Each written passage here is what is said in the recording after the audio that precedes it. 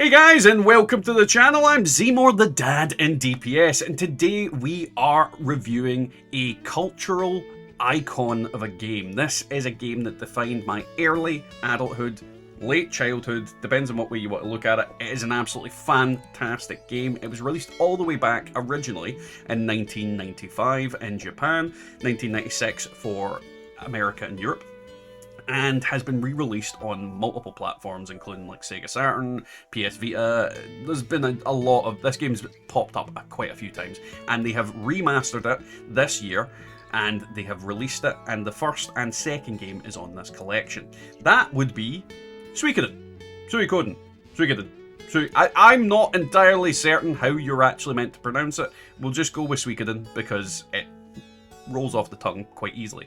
Now, if you've never heard of this game before, this is one of Konami's most iconic RPG games, and unfortunately it's a series that died out quite a bit ago, and they've not released a new game for this in the longest time. However, with this remastered collection and re-release, I am hoping this is the sign that they're going to bring more life back into this series, because I have loved this series since I first started playing it, and I'm really excited to be playing through these games again. Now, I have finished the first game, and we have filmed a Let's Play, and that will subsequently be released in the following, I think, like 10 or so days, 2 weeks, and you guys will be able to enjoy that along with me. But today we're going to talk about the game, and I'm going to give my honest review about it.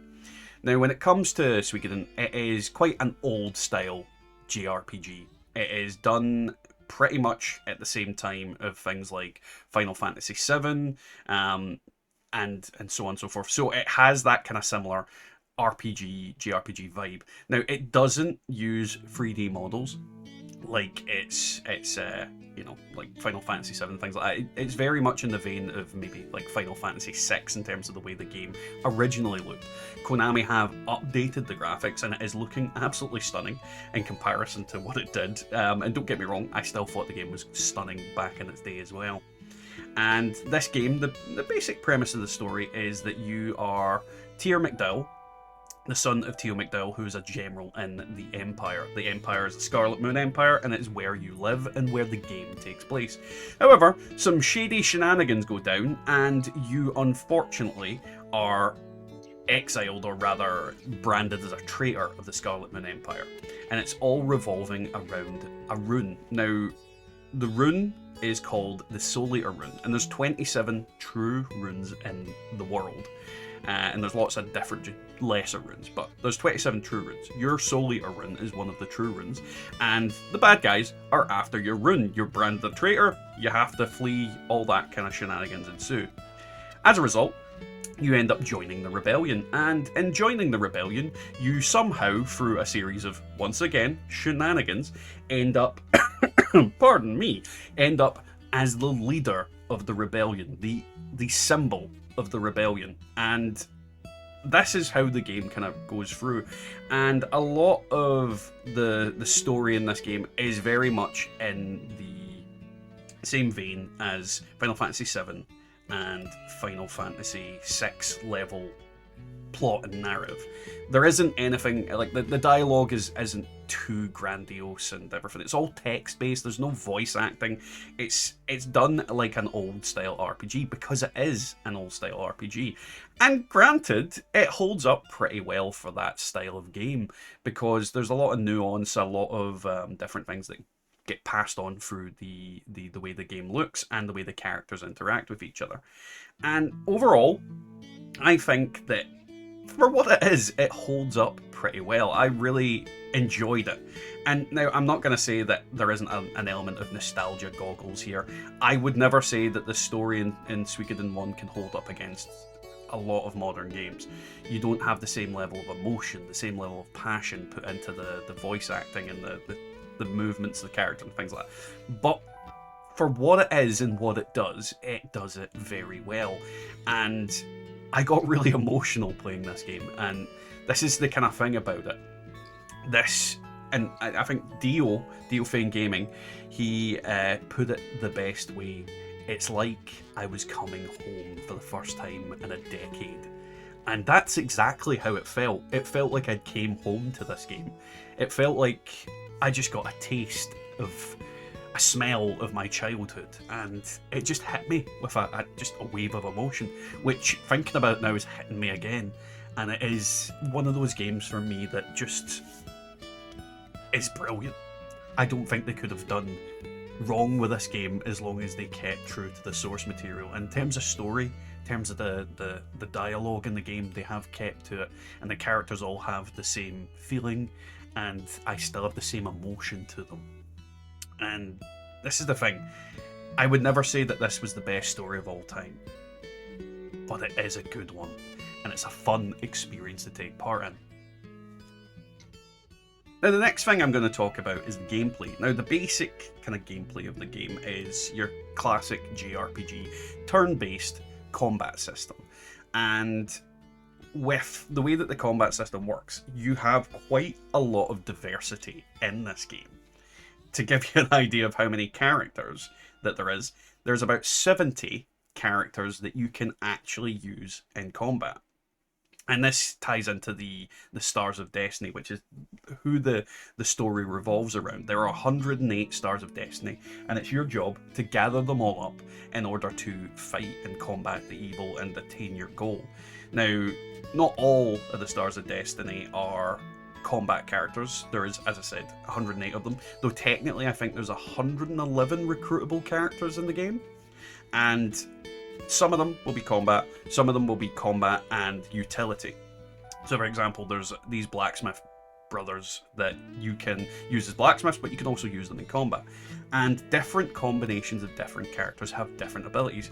For the most common one, I would say, you've got two characters that are your two bodyguards from the very start of the game, Pan and Gremio. Gremio and Pan, when in combat together, can use a unite attack, which allows them to basically do a big attack using both of their turns. And this is the kind of thing, like, different characters can do different things, different characters have different runes. As I said, there's 27 true runes in the game. You don't really explore a lot of the other true runes, but the main one, like, you have is your Soul Eater rune, but there's also Luke, who has the true wind rune, which gives him, you know, superior wind powers. So there's different things you can use, and certain abilities, certain like levels of magic. Like for example, if you use fire and electricity at the same time and they're both using the same level spell at the right time, you can actually use a combo attack which makes a more powerful spell that will do more damage. So there's lots of different ways that you can do things, and there's lots of different runes in the game, different things that you can add to your characters, and overall the combat system, even though it's not that complicated, it could have a lot of complicated combinations that can do crazy stuff, which makes for a lot of fun. You know, you can play with the basic characters that you want to play with, or you can make a completely out there, weird combination of characters that will kick the ass of everybody in the game. Overall, I wouldn't say it's incredibly difficult. It's quite a simple and, you know, basic system, but I enjoy it. I have always enjoyed turn-based combat in RPGs. I find it a lot more relaxing, a lot less pressure.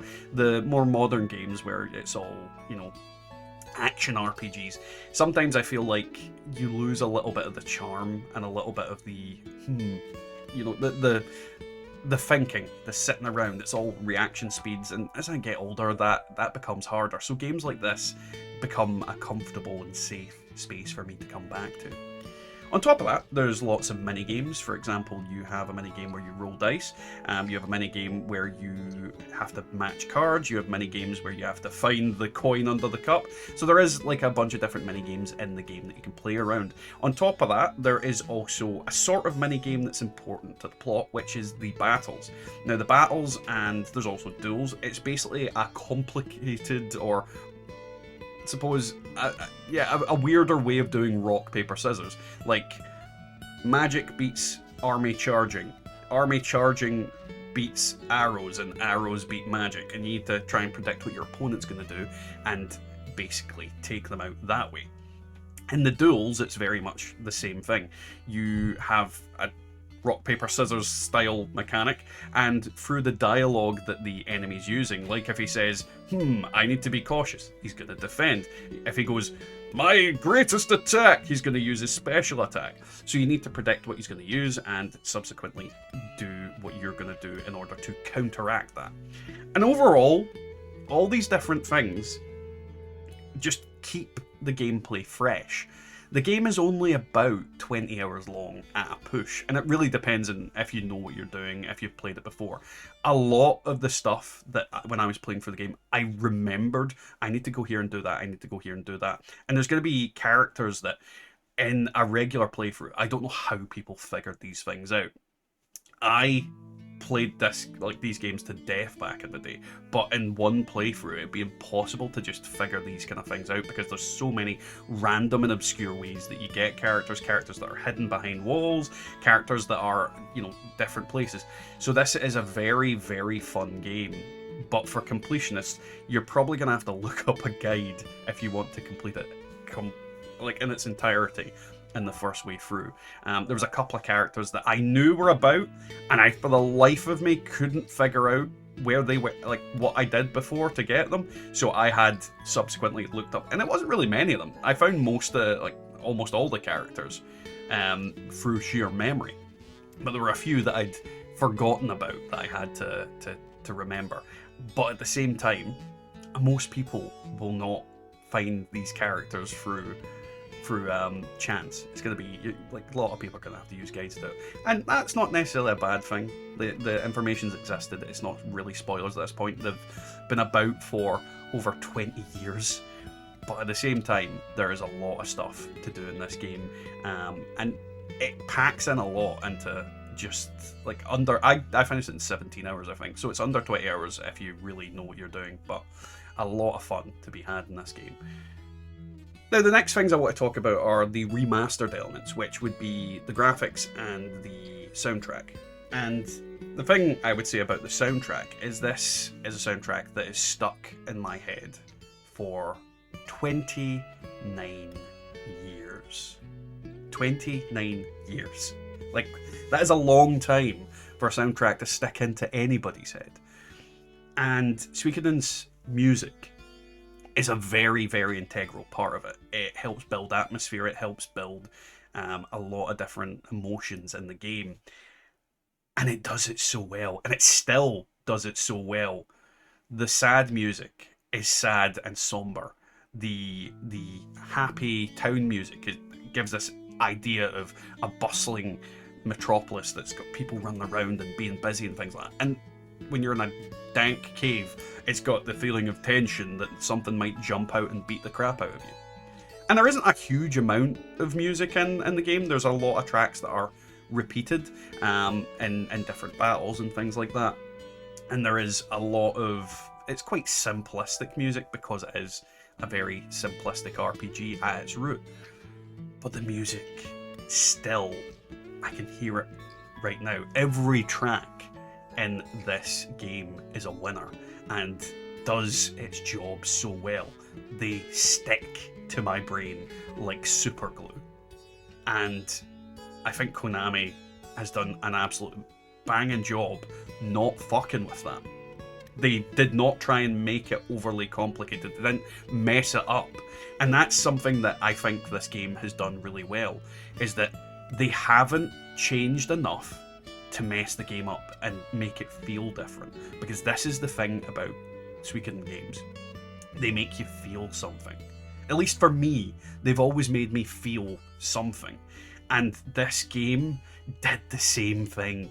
Like this remaster, even though the graphics were updated, even though the soundtrack was slightly updated, and it is only slight, they took the original tracks and basically upscaled them to HD.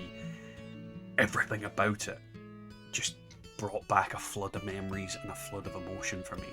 And the music especially just hits me right where it lives. And I'd love it. Konami's done such a great job. And the same thing goes to the remaster graphically. Now, one thing I will say is that the sprites of the characters, you know, your main character sprite that runs around, the sprites of the enemies, they, for the most part, haven't touched them. They are the same sprites that I remember back in the day. And this, at a glance, you could think, oh, well, they maybe could have updated them. No, I think that was a great move. It kept the core part of the charm of the game.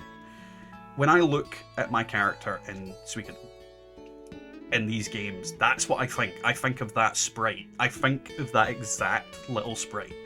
And don't get me wrong, they can convey quite a lot of emotion and a lot of nuance in these sprites. There's a particular scene that sticks to mind, and that is a scene between Flick and NPC, I believe her name, is it Victoria?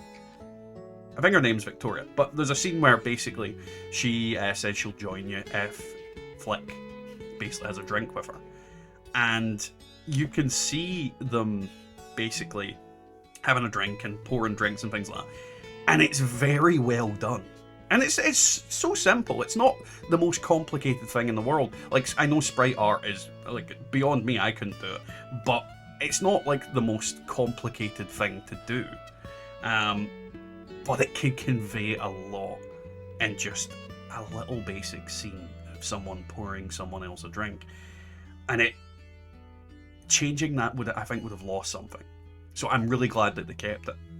On the other hand, the environments and the abilities and all that kind of thing, and the different magics, for the most part, they have been upscaled to an extent.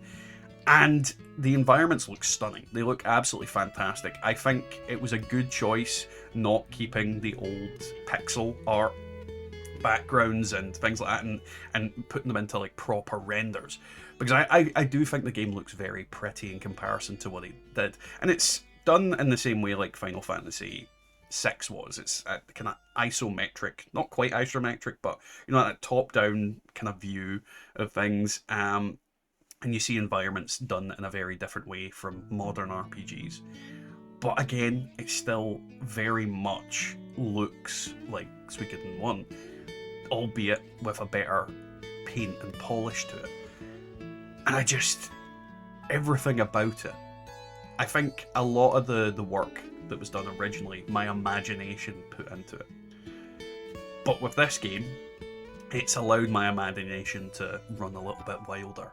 Because the things I thought before, I now think them, and I'm seeing the layouts of the castle in my head, and seeing the layouts of the different environments in my head, and it was just done so well. And overall, I think this game just scratched an itch I didn't realise I had for the longest time. I love JRPGs.